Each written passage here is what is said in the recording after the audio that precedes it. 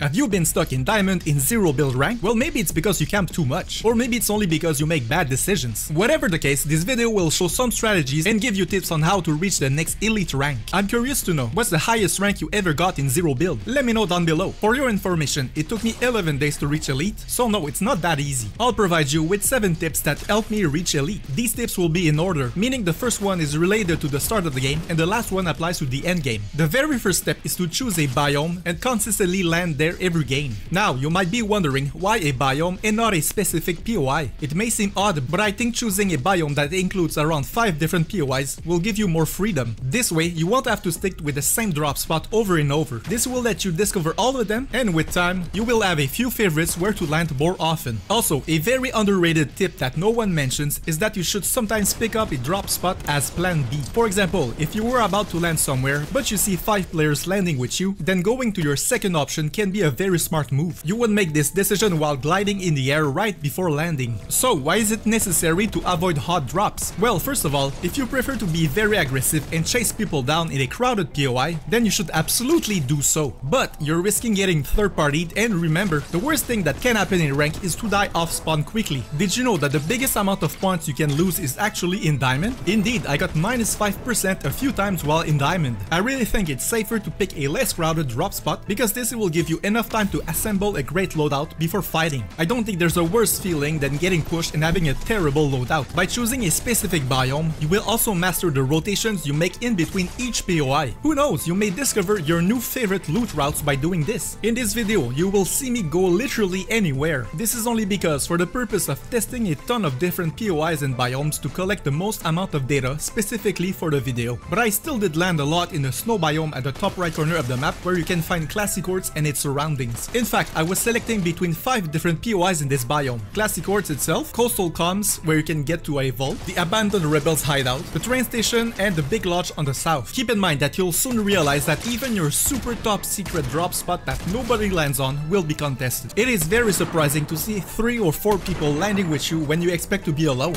Because of this, sometimes the biggest named POIs are almost empty and are definitely worth landing in. When I had 5,000 gold when the game was starting, sometimes I just wanted to hire an NPC to help. I mean, our gold should be spent, you know? Now, I understand the debate of if the NPCs should be in ranked or not, but since they're here, why not use them? Some don't cost too much and they actually really help you in some cases. This brings me to point number 2. When you feel not too confident, go hire one wall hack NPC. There are 2 of these located in the dark forest biome in the top left corner of the map. Artemis is at the entrance of Lavish Lair and the other one, Mina, spawns in the very middle of the forest. While I was thinking this last one would be the least contested between the 2, it's actually not the case at all. I did die a few times going all in for this one, and what really sucks is that if you land second, then you're almost guaranteed to die, because there are no hiding spots nearby or weapons to grab quickly. If you decide to go for Artemis, it will be less contested, but don't expect to be alone either. Make sure to use your landing techniques to open your glider before anyone else to land first. Then make sure to always grab a weapon first and then go hire the NPC. It's not uncommon to do this and get a few kills off spawn on the players who try to do the same thing as you but fail. These 2 NPCs are really OP.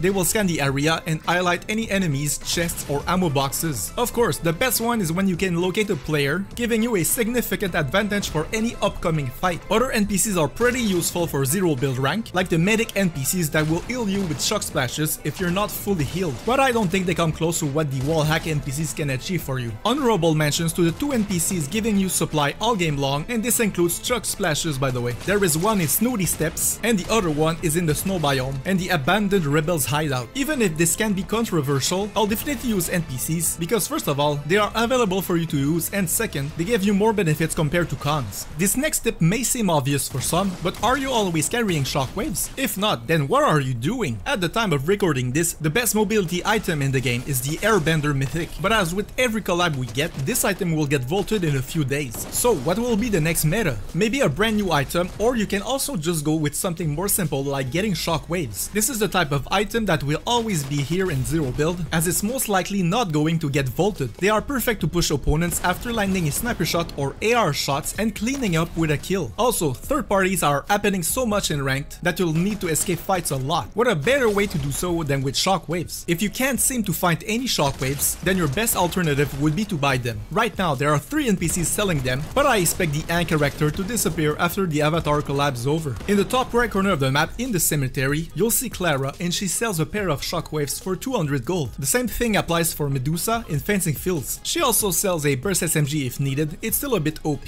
Keep in mind that NPCs can rotate during a season, so this is not a guarantee you'll find them at the spots I just told you. For example, the Beach Jules NPC was selling shockwaves at the beginning of Chapter 5 Season 2 in a gas station, but now if you go there, you won't find her. If you can manage to carry shockwaves until the endgame, then you'll be in great shape as they are perfect to reposition quickly, get to high ground first, or maybe even pushing back opponents into the storm. If you've been in a few zero build endgames, especially in the higher ranks, it's pretty clear that they are very intense, and if you're only moving with your feet, then you're screwed. The fourth tip is also related to your loadout, and it's about carrying bunkers. This seems like a no-brainer when you play in a team, as at least one player needs to do this. But what about solos? I can confirm that bunkers will be a must since endgames in my solo games were stacked with these. In fact, the majority of my games are solos in ranked. The biggest difference between public and ranked matches is that when you reach the top 10, zones are much smaller in ranked. Additionally, enemies won't have trouble spotting you in the open, or even if you're behind a small piece of cover like a rock or a tree. A typical rotation in the endgame would be to use shockwaves or the airbender mythic to get inside the next zone and then drop a bunker. From there, you can look around from the ramp itself, but if you prefer additional protection, you can also open the doors on the side and try to shoot at targets from these angles. Make sure to close the doors when not in use. You can try not carrying bunkers, but I'm fully confident you will see the difference in better final placement with them. In fact, if you're unsure about this strategy, try one game with them and the next one without them. You'll find out what you prefer over time. If there's one thing that is not so clear-cut, it's when you get bunchers from chests in the early game. Typically, they're almost useless in the first 10-15 minutes of any ranked game. They could help you if you're really struggling in a battle, and then you need to desperately throw one. But other than that, it's not always worth carrying. At the very least, you'll have to make tough decisions when you see bunkers, but you kinda want heals instead in that 5th inventory slot. You know what I mean? What I typically do is that I won't carry bunkers until the top 25 or something like that. If I don't have any at that point, my primary goal is to get to named POIs and see if any bunkers were left behind.